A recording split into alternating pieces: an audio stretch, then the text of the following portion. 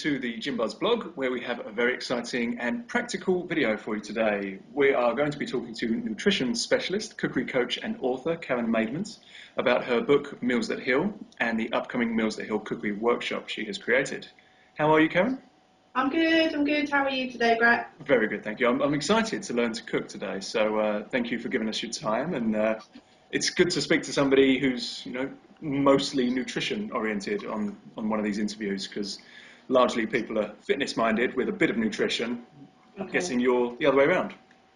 Yes, I kind of get dragged into the fitness side really through my husband, who does the fitness side, and obviously I recognise how important that is, but really for me the passion is definitely in the food. Yeah, definitely. Yeah, the old saying, that you can't out-train a bad diet it's important, and even the mainstream is starting to understand that now, aren't they? So I saw on your site that you kind of call your style anti-inflammatory healthcare. Okay, yeah. Which is inflammation the main cause of all the the problems with obesity and heart disease and cancer that we're seeing, in your opinion?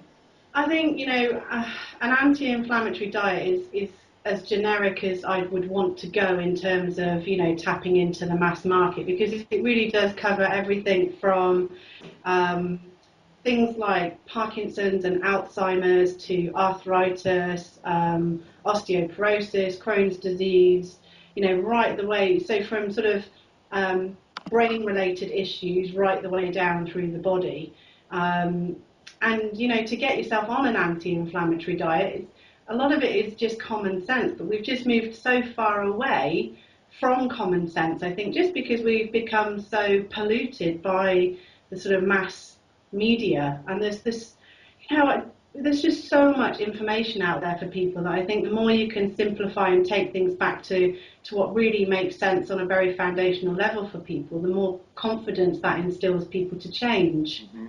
Yeah, because you mentioned mass media, and I'm definitely a bit of a skeptic and things. You also mentioned free from on your literature and your website, and it's been ruined, that word, hasn't it? Free from is Yes. you Yeah, take that one is. thing out and you add in another 10 ingredients to replace it, which. Yeah, and I guess, I never really put those two things together like you have just then, but you're absolutely right. And I guess for me, the key is about food swapping practices. And so if I sort of say to a client, okay, well, we would really benefit in terms of your health goal of taking this particular food out, then, for me, the most important thing to do is to quickly swap something else in that's as natural, well, not as natural as possible, but that actually is natural. Mm-hmm. So rather than sending them off down to the supermarket free from aisle, Yes. I'd much rather they were getting an organic box scheme delivered to their door, or watching some YouTube videos of people having a go at kind of cooking with alternative flours or whatever.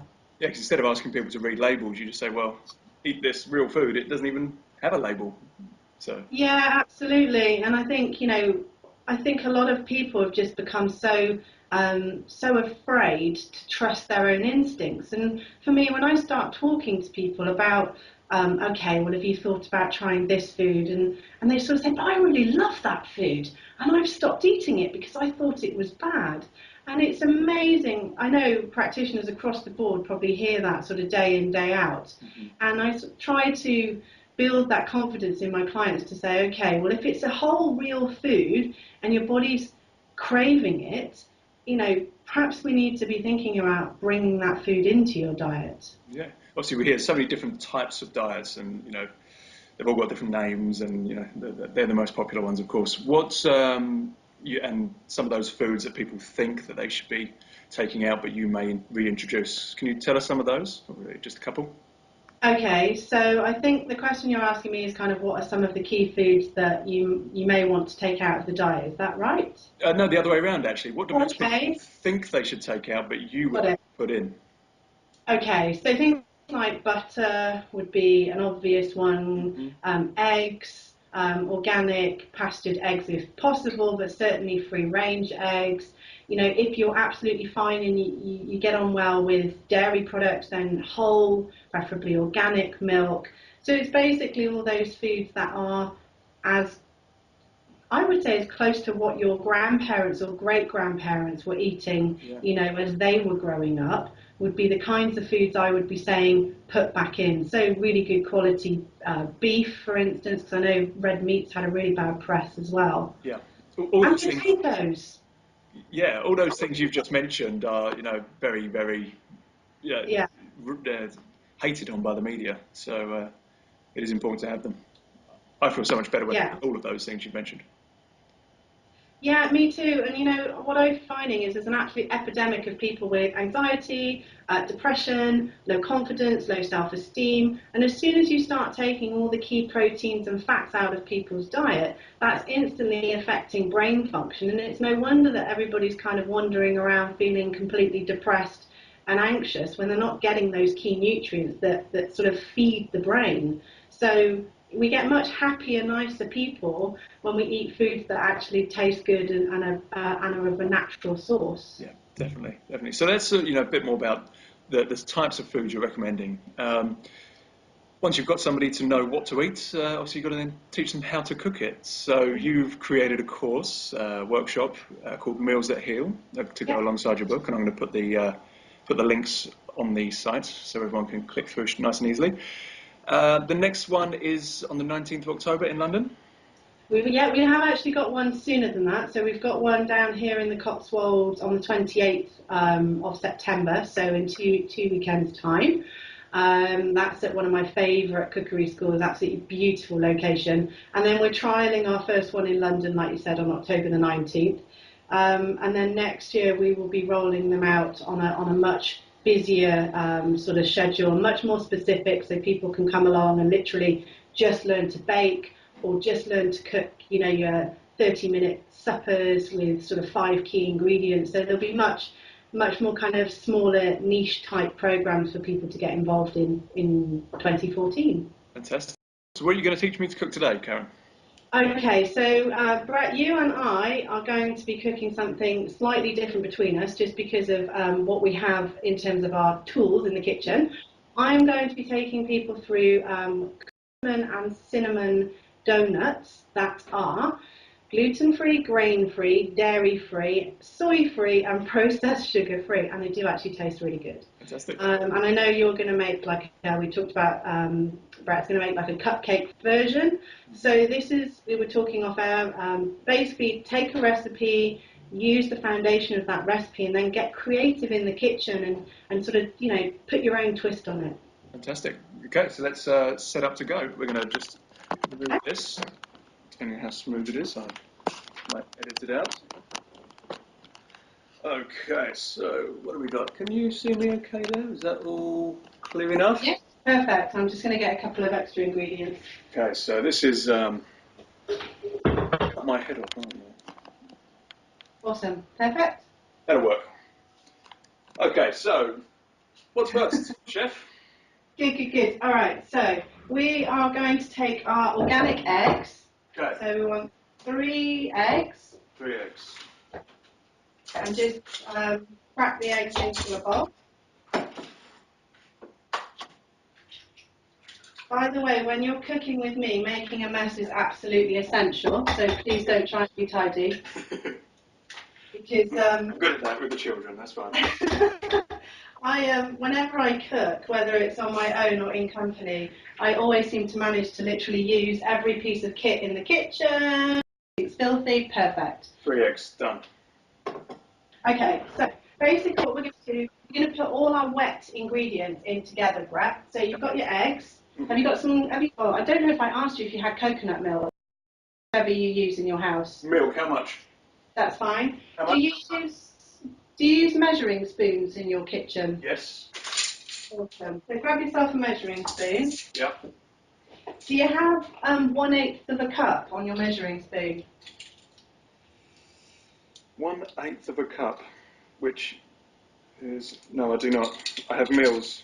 What have you got? Mils, millilitres. Okay, that's fine. Okay, mine's saying 29.58, which is a bit random. So 29.30, something like that. 30 mils of milk. Yeah. So I'm using coconut milk, and Rat's going to use normal milk. So you can basically use If you do nut milks, you could use like an almond milk, an organic almond milk, if you wanted to. So you've got that in there. Yep. Then you want a teaspoon of vanilla extract. I don't think I actually told you all of these ingredients. So if you have it, pop it in. If you haven't, it's no, okay. I don't think we have vanilla. That's fine, no worries. Poor Brett, I didn't give him a very good ingredients list. Sorry. I think this is good though, because you almost look and see, well, what have I got? What can I substitute? So. Yeah.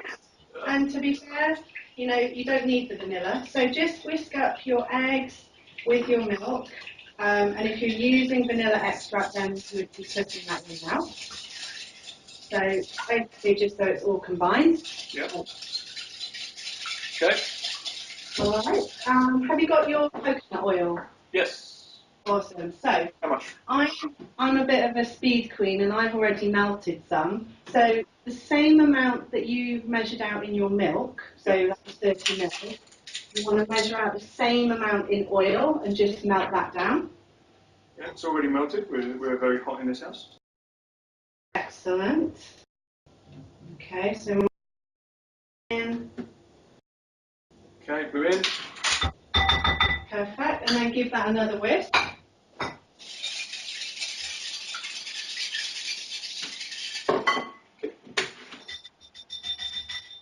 Okay. Do you have coconut sugar? Or honey? Yep. So you can use coconut sugar or honey for this recipe. I'm using coconut sugar. If you have, some people who are watching this might be thinking, oh my goodness, they're using loads of really crazy ingredients that I've never heard of before. You can get these actually through our shop, and I'll get Brett to perhaps pop that up on this, so it's Pure Body Balance shop. But you can get these ingredients online anywhere, really. How much sugar? So 1 tablespoon of coconut sugar, and then give that a whisk.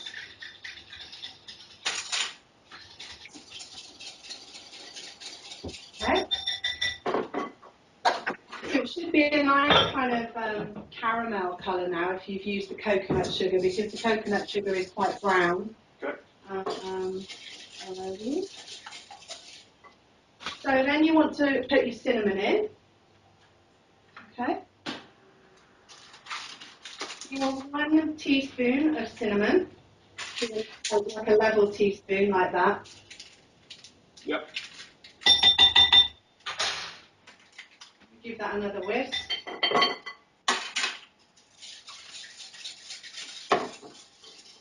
Okay.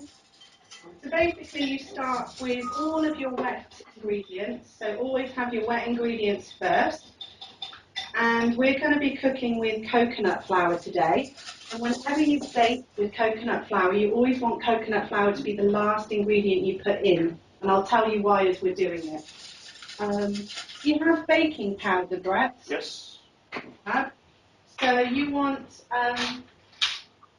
1/8 of a teaspoon, or you can basically just put a really big pinch in if you don't have measuring spoons. So, Yeah, that's fine. 8. if it's a little bit more, that's fine. Around about an 8. Okay, so give that a last whisk.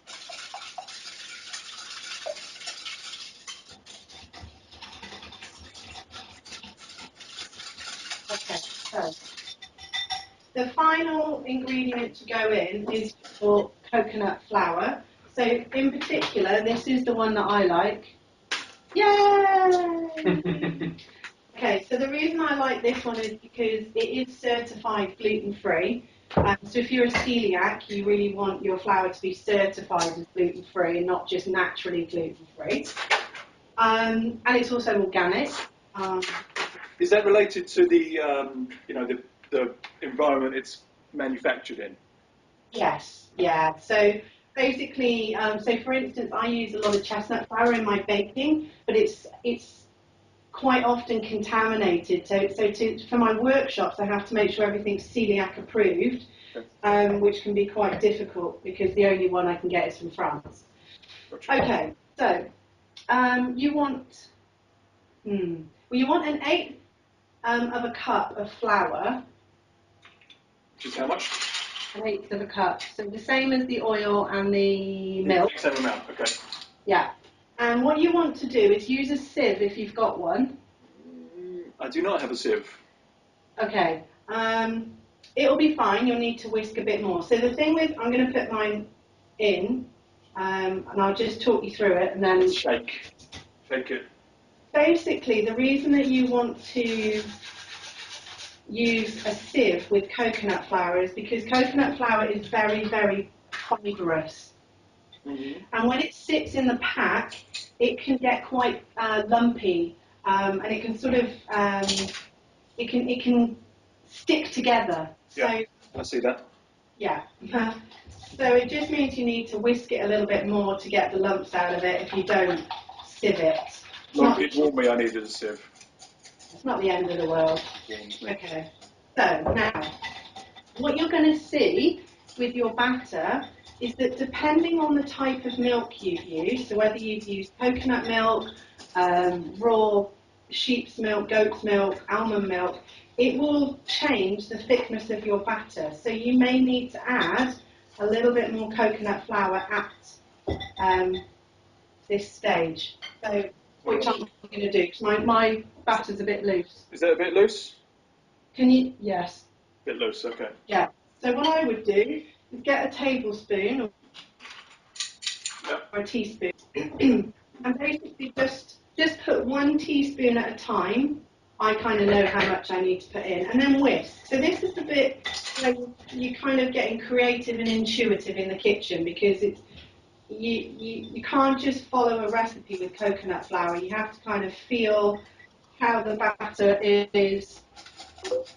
Yeah. Can you see mine okay there? So mine's just thickened. Yeah, I can see that. So mine needs a little bit more. I would say mine needs a bit more, but it's definitely changed. Good. Okay, so a little bit more again. And I would always work in this way whenever baking with coconut flour. Wow, what a difference. That's incredible. That literally like a teaspoon amount has just totally changed that. That was... So if you put your bowl to the side so that I can see it, and then kind of drag your whisk out. So do this, because then I can see how thick it is. Yeah, that's good. Okay, so we're ready to rock and roll. Okay. All right, so that's basically your batter done. Yep. I'm just going to get my muffin. All right, my donut tray. This is a mini donut tray. Fantastic. It's rather cool. You can get it on Amazon. And basically, if you're making cupcakes, you want to put your little cupcake cases into so I don't have cupcake cases because I have a silicone tray. So. Okay, awesome. So just basically divide your batter out between the cases. And what I'm doing is I'm just using a little bit of coconut oil here with my finger just to... Shall I do that as well? Is that recommended? Yeah, I would, just in case, just to grease the inside there. If you don't like getting your fingers dirty, you can use a little bit of grease-proof paper here, but I kind of like the hands-on. All right. And if you decide that you want to make donuts, always remember, and even with your cupcakes, that you will get a good amount of rise in your baking. So don't fill the cases basically right up to the top or they'll overflow. Okay. Okay, so I'm just going to quickly finish this off. Start pouring them in? Yeah, start pouring it in. Okay. So I'm just going to use a little teaspoon because with the donut tray it's a little bit more fiddly. Okay, so just going to pop that in. So you want it about 2/3 full if you're doing donuts.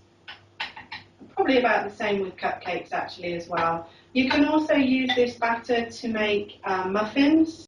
So if you've got a muffin tray, you could add some chopped fresh fruit in here, like some apple or some berries would be nice. You could put in chocolate chips. It's basically just a plain batter, so you can do what you want with it, really. Yep. What are you doing there, Brett? I'm good. Let's have a look. Are you done, are you? I'm done. Okay, so I'm just going to do one more, and then do one. Okay, so Adrian's my cameraman. It's just showing you the tray. So I'm going to put mine in the oven. So with coconut flour, you can bake on quite a high temperature. So I've actually got my oven at 200. 200. So mine's already preheated. So mine is not, but as we discussed, I'm gonna show mine off afterwards. Okay, so that's them. That's my little donuts in the oven.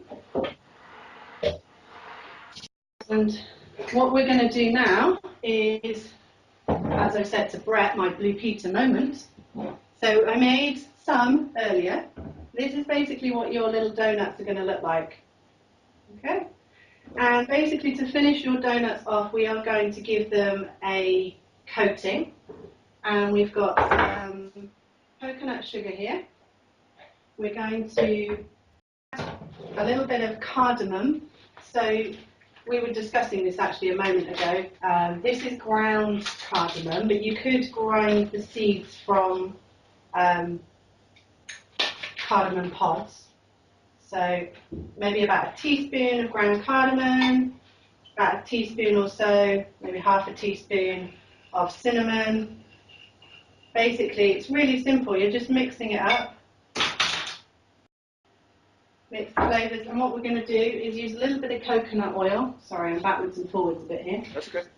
A little bit of coconut oil to coat the outside of your donuts. So I'm just melting a little bit down. And then you basically just cover them in your sugar and you're done. Now, obviously, for all those super health conscious people out there, they're going to be having a freak out about the fact that I'm using sugar. Yep. And what I would say is that coconut sugar has a much lower glycemic index, so it's much better in terms of blood sugar balance. And these aren't necessarily an everyday food. These are a healthy alternative to a treat that you would normally say buy for the kids, like a regular chocolate bar from the shop. Or even just a regular donut, right? Yeah, absolutely. And what you've got here is you've got a gluten-free, relatively high protein and fat baked donut with a little bit of sugar. So that's basically. Can you see those okay? Yeah, perfect. I really want to try one already. Do it. Are they ready? You can go right now. They're done. They really are ready right now. I feel like I must coat the last one before I'm a total pig and just try it. So yeah, I'm going to. This is where I get it all down my face and I look like a complete wally. They're really good. Fantastic. And the nice thing is they're so light. You know, when you have like God, it's been a long time, but when you have like a donut when you go out, they're really heavy, it's really greasy, and it's really hard for the body to break down. These are kind of light, airy, and you can actually taste real flavours. You can taste the cardamom, you can taste the cinnamon. It's a real natural food. Fantastic. That's what it's all about, isn't it? As well, 90% of people are going to get to their goals just by going from processed foods to natural foods, and that's exactly what you've just created there. Absolutely, and these little. I'm being really rude, talking with my mouthful now. Adrian, my cameraman, has now stolen one. They take 10 minutes to cook. So, if you want to make something fun with your kids, these are ideal. You can just, have a bit of fun in the kitchen for like half an hour and you're done. Perfect. Great. Well, thank you very much, Karen. No worries. You're welcome. I will put the links on there for people to click, but tell everybody where they can find a little bit more about you, your book, your course. That'd be great. Okay, so basically to find out more about our live cookery workshops, if you go to purebodybalanceshop.co.uk, there's tons of information. You can find out exactly what you can experience on the day and book directly through the shop. And if you want to find out more about my work, you can visit endibsnaturally.com. And obviously, if you're interested in my cookbook, then you can go to the shop as well, and you can get the flour, the sugar, so all the kind of quirky, unusual ingredients. If you don't know where to get them, you can get them all in that one place. Fantastic. Thank you very much, Karen. I really appreciate your time. No worries, you're welcome. I hope your cupcakes turn out well. You will see on the video.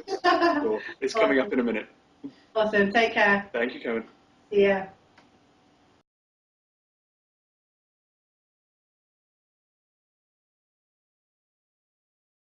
20 minutes has passed because I was doing the slightly bigger cupcakes as opposed to what Karen was doing with the donuts, and I've said goodbye to Karen and thanked her for all of her help. And really, quite honestly, that was such a simple recipe to follow, so I think I can actually finish them off on my own now and let you guys know how they actually come out, because I still haven't tasted them.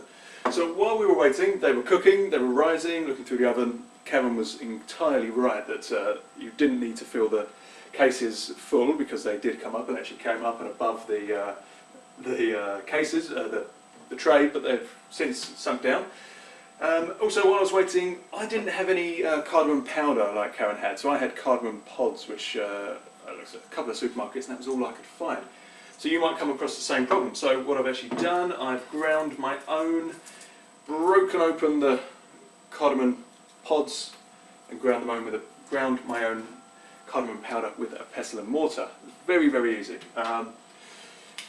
So, last little bit of sugar to top the cupcakes themselves. I need a little bit of, let's get a plate. Just pop these out. They haven't been out long, so they're still a little bit warm. And they look amazing. What I particularly liked about that, what I was just doing with Karen there, I want to sort of say how good I actually thought it was, because although it looked really, really simple, it was really, really informative as well. There was, I've used coconut flour before, and I had a bit of a bad experience actually, where it sort of gave me a bit of digestive upset when I had too much. So I really appreciated her approach, obviously coming from her years of experience cooking, to slowly implement it. So whether you're a complete beginner to cooking and using natural methods to cook, or if you have done some cooking before like I have, I presume that you can all learn something from what we've just done with Karen. So we have them all here, my 4 cupcakes, and I'm going to take a little bit of coconut oil as well, just to moisten the top, and then we're going to dip them into the sugar and the cardamom mix. Now, if you haven't got any cardamom pods or powder, I'm sure you could probably use maybe more cinnamon if you liked, or even just sugar on its own. But I didn't use the vanilla because I didn't have any, so you might want a tad more flavour. We'll see. Imagine if this is so simple, so easy. I've just literally learned this how to cook these fantastic natural cupcakes on Skype. Imagine if you actually went to the workshop itself that Karen's running. I'm sure there's plenty more recipes in the book as well. Okay, that's 2.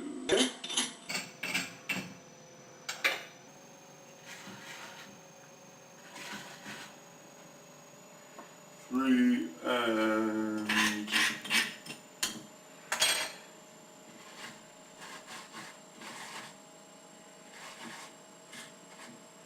4.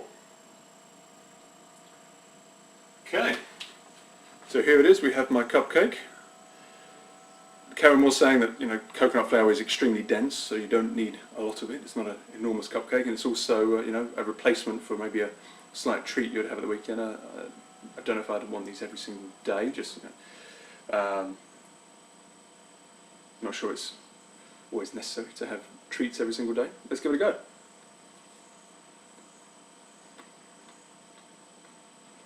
It's genuinely absolutely amazing.